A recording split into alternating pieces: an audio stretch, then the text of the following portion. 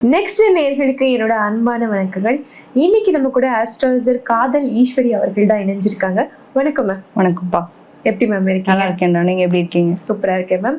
எப்பவுமே நீங்க எனக்காக இன்ட்ரெஸ்டிங் டாபிக்ஸ் தான் எடுத்துட்டு வருவீங்க. ஸோ அந்த வகையில நான் இன்னைக்கு ஒரு டாபிக் கேட்கணும்னு நினைச்சேன். முன்ஜென்மம் அப்படின்னாலே பரவலா பேசப்படும். முன் ஜென்மத்தில் பண்ண பாவம் தான் இன்னைக்கு உனக்கு வினையா வந்திருக்குன்னு நிறைய பேர் கேட்டு கேள்விப்பட்டிருக்கேன். ஸோ முன் ஜென்மம் உண்மையா? முன் ஜென்மத்துல பண்ற பாவங்கள் இப்போ ரெஃப்ளெக்ட் ஆகுமா? தெரிஞ்சுக்கலாமா? நிச்சயமா. அதாவது பொதுவாகவே இந்த ஜோதிடம் சார்ந்த விஷயங்கள்ல நிறைய பேர் கேட்கக்கூடிய ஒரு கேள்வி என்னவா இருக்கும் அப்படின்னா, எதுக்கு தான் இந்த பிறவி எடுத்திருக்கோனே தெரிலங்க, இதுல எந்த குறையில விட்ட குறை தொட்ட குறைன்னு தெரியல, இப்படி ஒரு கஷ்டப்பட்டு இருக்கோம். எல்லாருடைய கேள்வியுமே அதுவாக தான் இருக்கு. பொதுவாக வந்து உண்மையிலே இந்த பிறவி பயன் அப்படின்னு ஒரு விஷயம் பார்த்தீங்க அப்படின்னா, நம்ம ஏதோ ஒரு கர்மாவை வந்து அனுபவிக்கிறதுக்காக தான் இந்த மனித பிறவி அப்படிங்கிறத நம்ம பிறவி எடுத்திருக்கோம். நம்மவா கேட்டோம் நம்ம அம்மா அப்பா வயிற்றுல பிறக்கணும், நம்மவா கேட்டோம் இந்த உடம்பு வேணும்னு, எல்லாமே படைக்கப்பட்டிருக்கு. அப்ப நமக்கு முன்னாடியே எல்லாமே எழுதப்பட்டதான் இங்க நடக்கிறதுக்கான ஒரு சூழ்நிலை. ஸோ அப்ப இன்னார் அம்மா அப்பாவுக்கு இன்னார் குழந்தைகளா போய் பிறந்து இவங்களுடைய கர்ம வினையை அனுபவிக்கணும்ன்றது விதி. அதுலயும் பாத்தீங்க அப்படின்னா ஜோதிட சாஸ்திரத்தில் நிறைய விஷயங்கள் சொல்றாங்க. நம்ம நிறைய பித்ரு கர்மா, ஏகப்பட்ட கர்மா சொல்லுவோம். நாங்க ஜாதகம் எடுத்துட்டோம்னாக்க உன் ஜென்மத்துல பெண் சாபம் இருக்குங்க, உங்களுடைய முன்னோர்கள் சாபம் வந்து இந்த குடும்பத்தில் இருக்குது, அதனால் நீங்கள் அதுக்கான வரைமுறைகள் வந்து கரெக்டாக பண்ணலை, சாபங்கள்லாம் நிறைய இருக்குது அப்படின்னு நம்ம சொல்லுவோம் இல்லையா. நிறைய பேருக்கு குழந்தைங்களுக்கான விஷயங்கள்லாம், குழந்தை பிறப்பெல்லாம் ஒரு தடையாக இருக்கும், அதுக்கு ஒரு தோஷம் இருக்குது அப்படின்ற மாதிரி நிறைய தோஷங்கள் சொல்லுவோம். இந்த தோஷங்கள்லாம் எதில் அடக்கம் அப்படின்னா இந்த கர்ம வினை பயனுக்குள்ளே தான் அடக்கும். நம்ம ஏதோ ஒரு ஜென்மத்தில் ஏதோ ஒருத்தவங்களுக்கு ஏதோ ஒன்று பண்ண போய் அதனுடைய தன்மை தான் இப்படின்றது மாதிரி. இன்னும் பார்த்தீங்க அப்படின்னா சூரியன் எடுத்துட்டோம் அப்படின்னா நம்மளுடைய தகப்பனார் வழி கர்மம், சந்திரன் எடுத்துட்டோம் அப்படின்னா தாயார் வழி கர்மம், இதே வந்து புதன் அப்படின்னு எடுத்துக்கும் போது பார்த்தீங்க அப்படின்னா நம்மளுடைய கூட பிறந்த சகோதரிகள் இருப்பாங்களே அதனுடைய கர்மா, சுக்கிரன் அப்படின்னா பெண்வழி கர்மா, இதே வந்து சனி அப்படின்னு எடுத்துட்டீங்கன்னாக்கா நமக்கான ஜென்மாந்திர தொடர்பினுடைய கர்மா, வேலை சம்பந்தப்பட்ட விஷயங்கள் நிறைய கர்மாக்கள் இருக்குல்ல அது மாதிரி, குருன்றது குரு சாபம், சாபத்தினுடைய கர்மா. ஸோ இது செவ்வாய் அப்படின்னு எடுத்துட்டிங்கன்னா உடன் பிறந்த சகோதரர்கள், நண்பர்களாக பழகக்கூடியவங்களுக்கு செய்யக்கூடிய துரோகங்கள். ஸோ இப்படி ஒரு சில கர்மக்களை ஃபுல்லாகவே இதுக்குள்ளே அடக்கலாம்ப்பா. கண்டிப்பா மேம். ரொம்ப வசீகரமானவங்கன்னு சொல்லலாம், இல்ல ரகசியமா இருப்பாங்க, என்ன சொன்னாலும் கிட்ட இருந்து எதுவுமே வாங்க முடியாதுன்னு சொல்லலாம், இல்ல அன்புக்காக ஒரு ஸ்டேஜ் ஏங்கிட்டு அதுக்கப்புறம் எனக்கு அன்பு வேண்டாம் கடவுளே கதி அப்படின்னு மாறுற ஒரு ராசினா இந்த விருச்சிக ராசி நேயர்கள் தான். ஸோ இதுக்கு முன்ஜென்மம் காரணமா இருக்க முடியுமா? நிச்சயமா கரெக்டான ஒரு வார்த்தை. ரொம்ப அன்புக்காக எங்கேயும் ஒரு கட்டத்துல போதும் சாமின்ற அளவுக்கு போகக்கூடிய ஆட்கள் யார் அப்படின்னா நிச்சயமா விருச்சிக ராசிக்காரங்க தான். அதாவது காலச்சக்கரத்துக்கு 8ஆம் பாவகம் அப்படிங்கிறது பார்த்தீங்க அப்படின்னா விஷயம். பல பேர் வந்து விஷயத்தை ஏமாம இப்படி போட்டு எல்லாரும் ஒருத்தருக்குறீன்ற அளவுக்கு சொல்லுவாங்க. உண்மையில என்ன அப்படின்னா ரொம்ப அதுக்கு மறைவு ஸ்தானமா இருக்கக்கூடிய ஒரு நிலையா இருந்தா கூட இது வந்து செவ்வாவினுடைய வீடு, சந்திரன் நீச்சமாகக்கூடிய ஒரு ராசி. இவங்களுடைய மனம்லாம் பார்த்தீங்க அப்படின்னா புரிஞ்சுக்கவே முடியாது, எப்போ எப்படி இருப்பாங்கன்னு தெரியாது. ஆனால் ஷார்ட் டெம்பர்னு போயிடும். ரொம்ப வந்து இம்மிடியேட்டாக ரியாக்ட் பண்ணுவாங்க, அடுத்த செகண்ட் மறந்துட்டு அவ்வளோதான், அவங்களுடைய கோபம் தாவமெல்லாம் அவ்வளோதான். ஆனால் ஏன்னே தெரியலங்க, நான் எது ஆசைப்படுறனோ அது மட்டும் எனக்கு கிடைக்கவே மாட்டேங்குது. அதுக்கு மீறி அது கிடைச்சது அப்படின்னா அது என்னுடைய வாழ்க்கையில மிகப்பெரிய போராட்டமாகவே அதை நான் மாத்திர வரேன்னு ஒரு அமைப்பா இருக்குன்னு ஒரு நிலையோட வாழக்கூடியவங்க அப்படின்னா விருச்சிக ராசிக்காரங்க. இவங்கெல்லாம் என்ன ஒரு வினை பயன் அனுபவிச்சிருப்பாங்க அப்படின்னா, இந்த அம்மா பேச்சு ஒரு பேச்சை கேட்காம நம்ம மழை கட்டிட்டு வந்திருப்போம் பார்த்தீங்களா, கிட்டத்தட்ட அதுதான். இன்னொன்று வந்து வேகம் விவேகம், வார்த்தைகள் அள்ளி வீசிடக்கூடிய ஒரு நிலை. இவங்க வந்து இப்போலாம் இது வந்து வந்தது கிடையவே கிடையாது. இதனுடைய முன்ஜென்ம கர்மான்னு சொல்கிறோம். கிட்டத்தட்ட பார்க்கும்போது இவங்களுக்கு அந்த ஞானம் இருக்கிறதுலே வந்து கேது பகவான் வந்து உச்சமடையக்கூடிய ராசியே வருஷம். அதனால இவங்களுக்கு ஆன்மீகம் வந்து பின்னாடி ரொம்ப ஒரு கட்டத்துல இந்த ஒரு மாயம் அப்படின்வாங்க இல்லையா, எல்லாமே மாயை அப்படிங்கிற மாதிரி கண்ணுக்கு தெரியிற விஷயத்தெல்லாம் இது அழகா இருக்கு அது அழகா இருக்குன்னு ரசிச்சவங்க போய் இது எல்லாமே வந்து மாயை, தேவையே இல்லை, இதை தாண்டி எனக்குள்ள ஒருத்தர் இருக்காங்கப்பா அப்படின்ற மாதிரி தன்னைத்தானே அழகு பார்த்துக்கிறது, தனக்குள்ள இருக்கக்கூடிய ஒரு சூட்சும தேடலை நோக்கி போறது யாரு அப்படின்னா இவங்களால மட்டும்தான் முடியுன்ற மாதிரி எல்லாத்தையும் வினைப்பயன். எப்போ நம்ம ஒரு இடத்துக்கு அடுத்த நகருவோம், வினைப்பயன் கடக்காம போவோமா? ஸோ அப்போ வினைப்பயன் அனுபவிக்கணும்னா என்ன பண்ணணும், கடக்கணும்னா நிறைய அனுபவிக்கணும். இவங்கெல்லாம் பார்த்தீங்க அப்படின்னா கஷ்டங்களை வாயால சொல்லி வாழவே முடியாதுன்ற அளவுக்கு நிறைய கஷ்டங்கள் அனுபவிச்சு கூடிய ஆள் யார் அப்படின்னா பார்க்கதாங்க வந்து ரொம்ப தைரியமான ஆள்மார் இருப்பாங்க. உள்ளுக்குள்ள பாத்தீங்க அப்படின்னா ஒரு குழந்தை மனம் இருக்கும், அது யாருக்குமே வெளியில தெரியாது.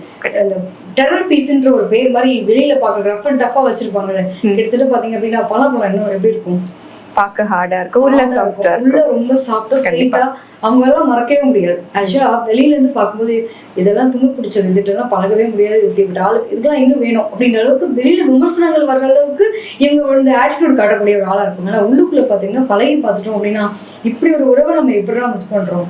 இப்படி ஒரு உறவு நமக்கு தேவை. நல்ல வழிகாட்டியா இருப்பாங்க, நல்ல ஆசானா இருப்பாங்க. ஆனா இவங்களுக்கு அந்த ஆசானா இருக்கிறதுக்கு தகுதி இருக்குமா? கண்டிப்பா. நல்ல வழிகாட்டியா இருக்க முடியுமா? பல பேரை ஏத்தி விடுற ஏணியா யார் இருப்பாங்க அப்படின்னா நிச்சயமா விருச்சிக ராசி. ஆனா என்ன ஆகும் அப்படின்னா இந்த ஏணியா இருக்கவங்க என்னைக்காவது அடுத்த கடமை ஏறி நகர முடியுமா? அதே இதுலதான் இருப்பாங்க, அதே இடத்துல. அதனாலதான் உங்களுக்கு வாழ்க்கையில நிறைய பாடங்கள் என்னவா இருக்கும் அப்படின்னா அனுபவம் எல்லாமே திறமை இருக்கும். அந்த திறமைக்கான அங்கீகாரத்தை நோக்கி நகரக்கூடிய ஒரு தன்மை. இன்னொரு விஷயம் எடுத்துட்டோம் அப்படின்னா இவங்களுடைய நேர 5ஆம் பாவம் எடுத்துக்கோங்களேன், குருவோட வீடு. அப்ப வம்பு வழக்கு பஞ்சாயத்து இவங்க இல்லாம இவங்களோட வாழ்க்கை கிடையவே கிடையாது. எந்த வகையிலயாவது ஏதோ ஒரு வகையில பிரச்சனையை சந்திப்பாங்க. இன்னொன்று பாருங்களேன், யாருக்காவது உதவி பண்ண போறேன் அப்படின்னு சொல்லிட்டு பணம் கொடுக்கல் வாங்கல் சம்மந்தப்பட்ட விஷயம் பார்ட்னரா பிசினஸ் பண்ணலாம்னு சொல்லிட்டு பண்ணுவாங்க. அதுல ஏமாற்றத்தை அடைஞ்சு என் ஃப்ரெண்டு கேட்டான், நான் போய் சொல்லிட்டு கையெழுத்து போட்டு பணம் வாங்கி கொடுத்தேன், அந்த பணத்தை கொடுக்காம ஏமாத்திட்டு போயிட்டான். அதாவது உண்மையான ஒரு ரொம்ப உகத்தா ஒரு உள்ளத்தால ரொம்ப நல்ல நண்பனா நினைச்ச ஒருத்தரே நம்மளுடைய முதுகுல குத்துற மாதிரியான ஒரு நிலை. அது எப்படி இருக்கும்? நெஞ்சில குத்துறது வேற, முதுகுல குத்துறதுன்றது எவ்வளவு பெரிய காயம். இது எல்லாத்தையும் அனுபவிக்கப்படுறவங்க யார் அப்படின்னா விருச்சிக ராசி. இன்னொன்னு என்னன்னா இருக்கிறதுலயே மிகப்பெரிய ஒரு விஷயம் என்ன அப்படின்னா நம்ம அம்மாவே நமக்கு எதிரியா மாறுறது மாதிரியான ஒரு நிலை. அது ஏன் தெரியாது, புரிஞ்சுக்காத நிலைதான். அம்மா என் பொண்ணுட்டியா நான் பேசவே முடியாதுமா, அவ வாயாடி கிட்டத்தட்ட என்ன கேள்வி கேட்கறதுலயே பாத்தீங்க அப்படின்னா மாமியாருக்கு ஈக்குவலா கேள்வி கேட்பேன். என் மாமியார் கூட என்ன கண்டுக்கிறேன், ஏன் இங்க இருக்கு, ஏன் இப்படி இருக்கு, பெர்ஃபெக்டா அந்த பெர்ஃபெக்ஷன்ஸ் எதிர்பார்ப்பாங்க. இப்ப உங்களுடைய கர்மாலாம் எதை நோக்கி இருக்குன்னு நினைக்கிறீங்க? ஏதோ அவங்க அம்மா ரொம்ப பாதிப்படைஞ்சிருப்பாங்க. நிறைய பேருக்கு அம்மா கூட பயணிக்கணும். அம்மா வெளியூர்ல இருப்பாங்க, இவங்க ஒரு ஊர்ல இருப்பாங்க, பாசத்துக்கு ஏங்குவாங்க. இவங்களுக்கு நல்லா சாப்பிட பிடிக்கும், அந்த சாப்பாடு கூட ஒரு நேரம் யாராவது பண்ணி கொடுக்க மாட்டாங்கன்னு ஏங்குவாங்க. ஸோ அப்ப இதெல்லாம் ஒரு அன்பு ஆறுதல் அப்படின்றது கிடைக்காம இருக்கிறது எவ்வளவு பெரிய கண்டிப்பா. இதுலயும் பாத்தீங்க அப்படின்னா வீட்டுல பார்த்து ஒரு அரேஞ்ச் மேரேஜே பண்ணிடலாம்னு வச்சுக்கோங்களேன். அந்த வாழ்க்கை துணை சரியில்லாம இருக்குன்னா ஆட்டோமேட்டிக்கா எங்க முதல் திட்டு விழுவும், நேர் 7ஆம் இடம் என்ன, சந்திரன் உச்சம் வரக்கூடியது வச்சு செய்யுது, நீ பண்ண வேலை. கண்டிப்பா என் வாழ்க்கை இப்படி ஆயிடுச்சு. அடுத்த செகண்ட் எங்க நம்ம எல்லாத்தையும் வீசுவோம், நம்ம அம்மா கிட்ட தான். அப்ப அது மாதிரி வாழ்க்கையின் சார்ந்த விஷயங்கள் எல்லாத்துக்குமே கர்ம வினை அனுபவிக்க பிறந்தவங்க யார் அப்படின்னா விருச்சிக ராசிக்காரங்க. இந்த அம்மாவா பிறந்தவங்களும் சரி, மாமியாரா, இவங்க 2 பேர்லயும் இவங்க லைஃப்ல இவங்கதான் முக்கியத்துவம், இவங்கதான் பிரச்சனை. இது இல்லாம அவங்க லைஃப் போவே போவாரு.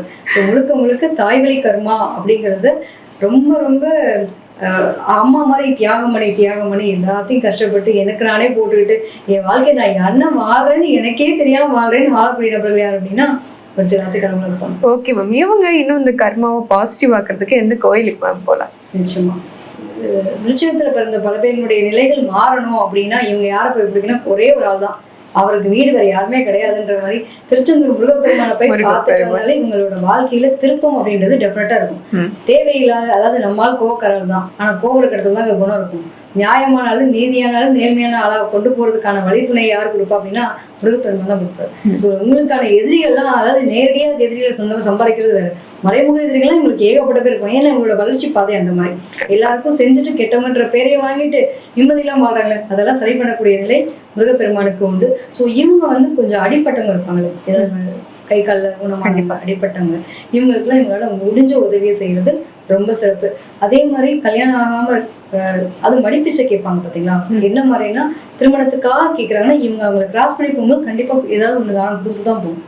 உங்களை தேடி ஒரு விஷயம் வருது அப்படின்னா அதனுடைய வினைப்பயன்கள் கழியறதுக்காக காரணம் என்ன அப்படின்னா உங்களுடைய 5ஆம் இடத்துல சுக்கிரன் உச்சம்.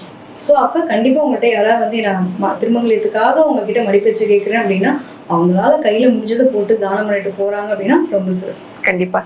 ஆமாப்பா, நானும் விருச்சிக ராசி தான், என் வாழ்க்கையில இதெல்லாம் சந்திச்சிருக்கேன், மேம் சொன்னது எனக்கு இவ்வளவு ஒத்து போகுதா அப்படின்னு நீங்களும் நினைச்சீங்கன்னா மறக்காம கமெண்ட் பண்ணிடுங்க, நானும் தெரிஞ்சுக்கிறேன். நன்றி மேம்.